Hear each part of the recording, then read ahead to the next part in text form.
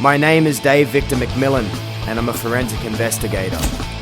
I search for the remains of those missing in action from the Vietnam conflict. Some call me a bone hunter or a mercenary. Most call me the M.I.A. Hunter.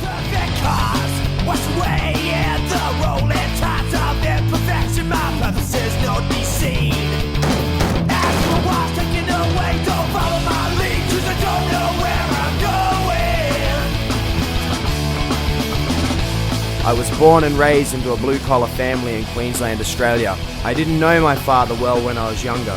I became an angry young man, self-destructive. That's when I found punk rock, and my whole view of the universe changed. In my senior year of high school, I formed my band, Scarred Hope. A few years later, we were discovered by a famous American punk rock producer. We did the record, Blue Collar Suicide. Around that time, my father went away for work yet again, but this time he decided he would never be coming back. But fate stepped in, and I had to help him recover some lost money. He told me that he had bought me a ticket to Vietnam, and that he wanted me to come and visit him. I just fell in love with the country, its people, its culture, its language. After 10 years here, I'm completely fluent in Vietnamese. It's a skill which is very helpful when I'm in the field. I walked away from everything and never looked back. I started working as a security expert and bodyguard. I then found an outlet for my creativity and started designing clothes working with a local fashion boutique. Became a published photojournalist. Around that time I met the woman who would be the mother of my daughter, Geneva. Then my relationship dissolved and I lost custody of my daughter. The operation we're on today happens to be in Dong Nai province, and being in Dong Nai province is something close to me. I mean, it's good to have a half-white, beautiful little Vietnamese girl, but if the mother decides that the father's out of the picture, the family just don't care. If I go there with too much frequency, all I'm doing is upsetting her.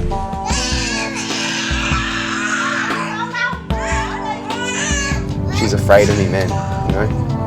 My daughter's afraid of me because she's afraid of what I do.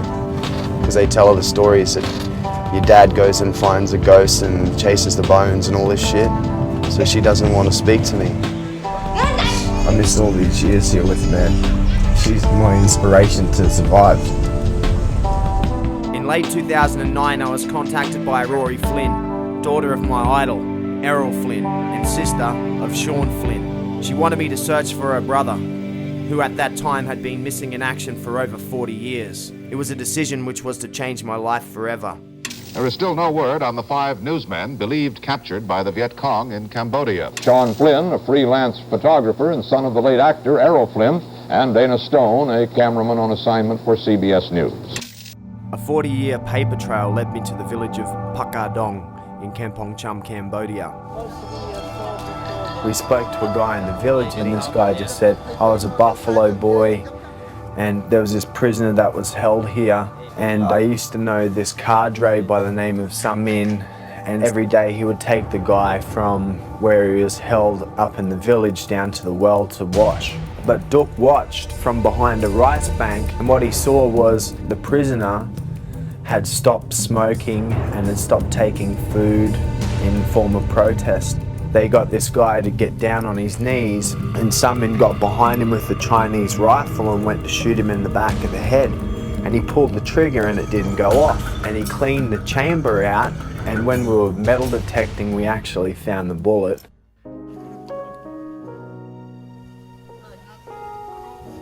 Mr. Duck Chan, he told us to come here and can you get rid of all the people, please? Most of the people, and then just get a few men to dig for us, okay? Yeah. These are teeth, man. The Western teeth, man. The Western teeth too, look. God, there's bits of human skull here. It's a very emotional moment. We found it, mate. There are echoes in our news tonight from a war long ago. First, word today that the body of the son of legendary Hollywood actor Errol Flynn has reportedly been found. Sean Flynn was a photographer covering the Vietnam War in Cambodia. His fate was a mystery until now.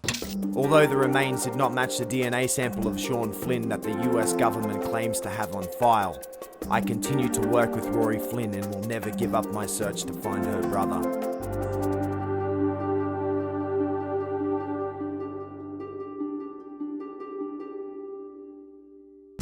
After I returned from the Cambodian mission in 2010, my father approached me about forming a real squad.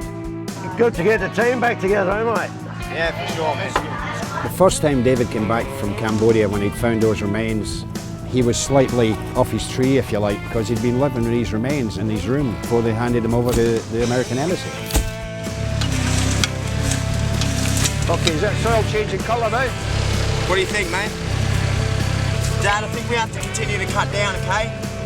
It's grown from that one trip into Cambodia on behalf of the Flynn family to this enormous project. We have support from RMA Ford in Phnom Penh, and every time we go in there, this guy will give us Ford Ranger to run around Cambodia, and we just put the fuel in. And he's been doing that from the word go, from when we first went back in. We have to at least work out what's going on with this case, see if it's crossover and see if there's any relevance to the story. We've located all these sites throughout Cambodia and even some here in Vietnam. As far as the intelligence goes and what the eyewitness said, they've killed them somewhere in this area of this destroyed village on this canal bank. This means as much to me as it does to you, okay? All right? I think it means more, Dad. Of course. My father was I didn't really know him that much, you know. I was, 18 months old when he was killed. Britain in 1940. The Dunkirk evacuation, 300,000 men arrive on the shore, and he was posted as missing. So my mother insisted that he wasn't dead, you know, so, yeah.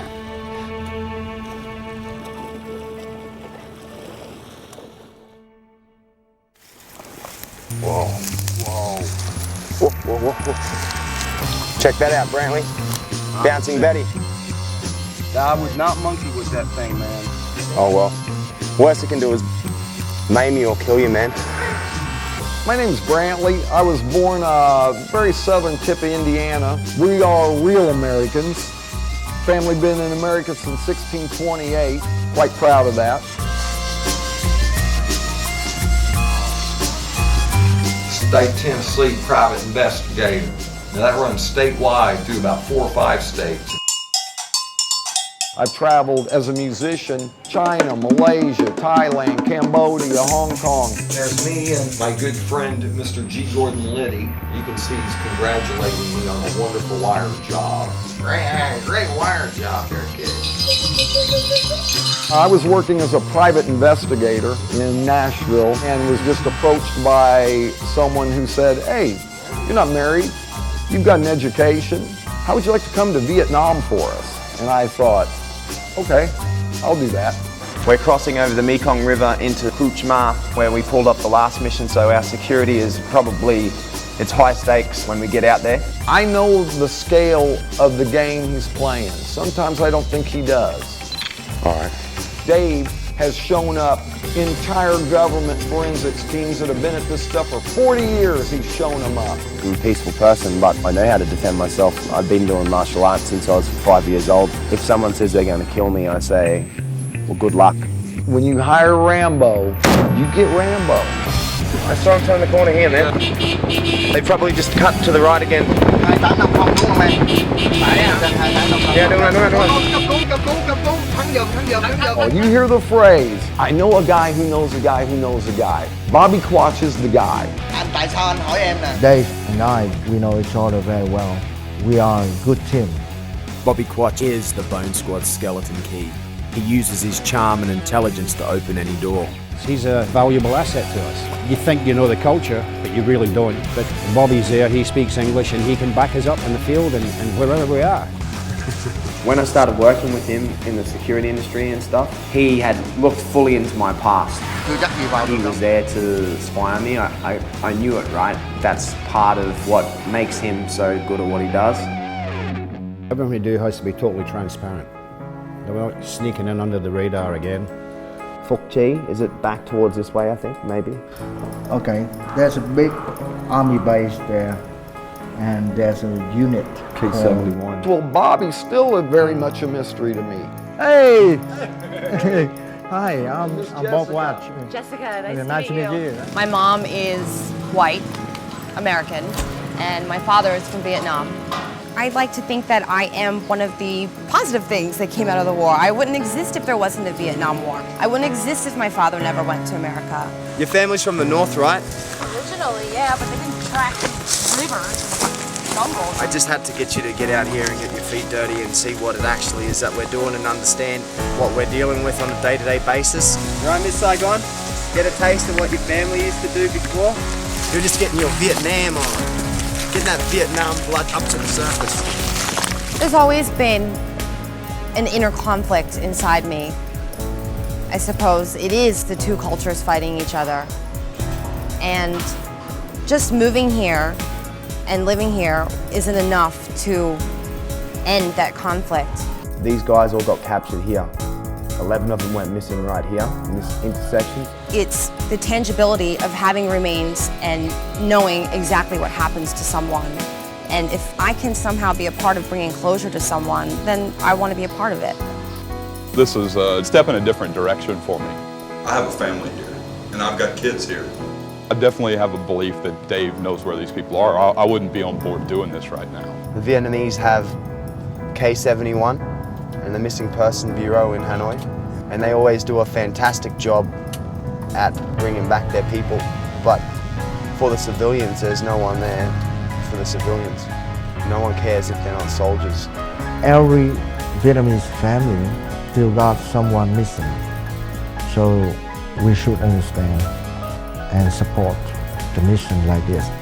If we can knock this guy off the list and get his DNA data, we can compare him against the guy that we pulled out of the ground 2 years ago to this day, right? Not government, we're not United Nations, not here to take anybody to court. We just want to recover remains, get them back to their families, and they accept that. And with the equipment we need, with the GPR, the ground penetrating radar, and this new system, this human remains detection system, which imitates a cadaver dog, we can go in there and pinpoint exactly the location of these people. We can find them. The dead are dead. It's only a matter of time before we're going to find them, but helping those people, that's more important to me. You know, it's very difficult to remain emotionally detached when you visit these places, particularly what we're doing, you know. The emotion starts to get a hold of you, you know. You can feel it welling up, you know.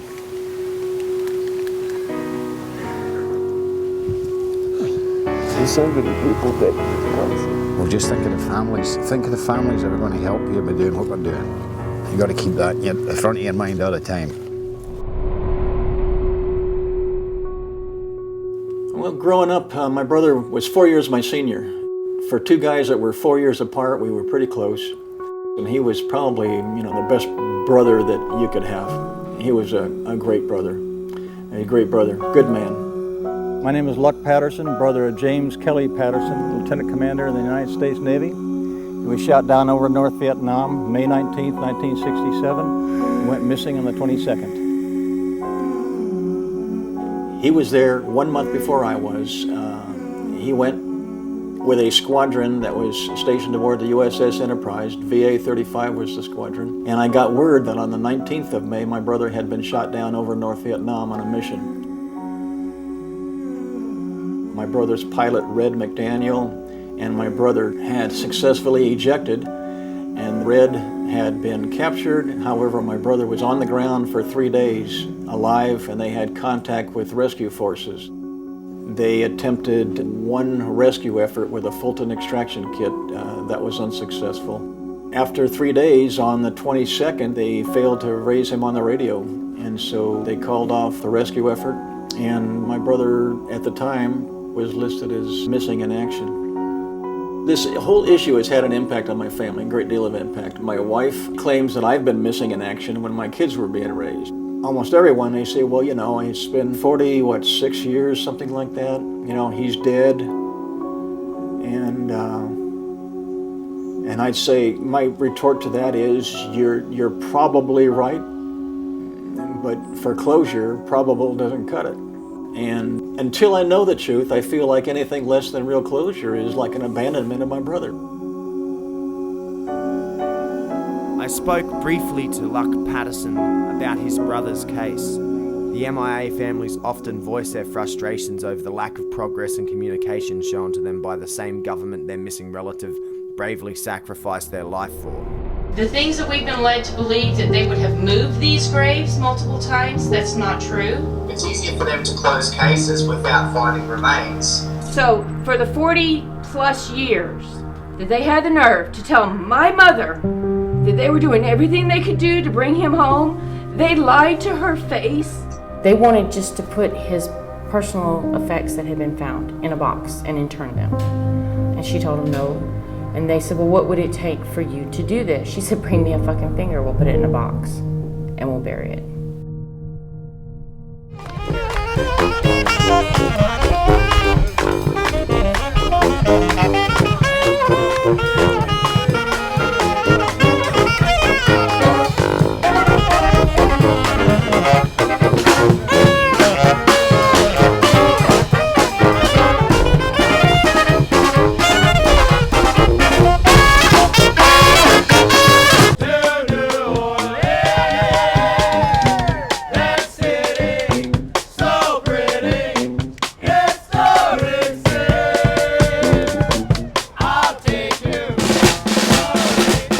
Well, this is my 5th year for Run for the Wall, and my whole life has kind of gotten around this thing. It's turned out to be great therapy for me. I have pretty good PTSD, I had and still do some pretty good PTSD issues. And when I got home, I started getting phone calls from friends that I'd made on the run, wanting to know how I was. Nobody's ever given a damn before. You come into a little town and the entire town is standing there with the American flag and they're clapping and they're hugging you because you're out there making a statement, a voice for them, because they see that there's still a lot of patriotism out there and there's people that want to hear their story and they want to tell their story. The applause and the outcome of the people and everything isn't for us as riders. It's for the cause that we are riding for. And so many people say thank you for what you are doing. We know you guys are about to go on this long trip from here to DC, and it's for an awesome cause, Wounded Warriors, and those who cannot do it. My name is Brian Meyer. I spent most of my life in Arizona growing up, and then I joined the Marine Corps in 2000. My job originally was a radar technician, and then I transitioned over to the explosive ordnance disposal field. From there, I spent 2 tours in Iraq and then 1 to Afghanistan, where on March 14th, when I was disarming a bomb, it detonated in my right hand. And it took off the right hand, the right leg above the knee, and then thumb, index, and middle finger on the left hand. Being injured changes your perspective in a number of ways. One of the bigger perspectives that you get is the support that you have. And everybody's heard stories of Vietnam vets that they come home and they get spit on and they get called all these horrible names. I've experienced absolutely none of that. So a large part of the reason that I'm here is I want to support my Vietnam veterans because the care that I receive is so good because of them. This is what this Run for the Wall is about. Never giving up, not forgetting the POWs and the MIAs that are still out there.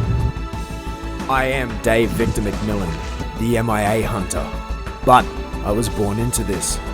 Born into an MIA family, so I've dedicated my life to searching for the remains of long-lost heroes from a forgotten war and to bring closure and hope to their long-suffering families around the world.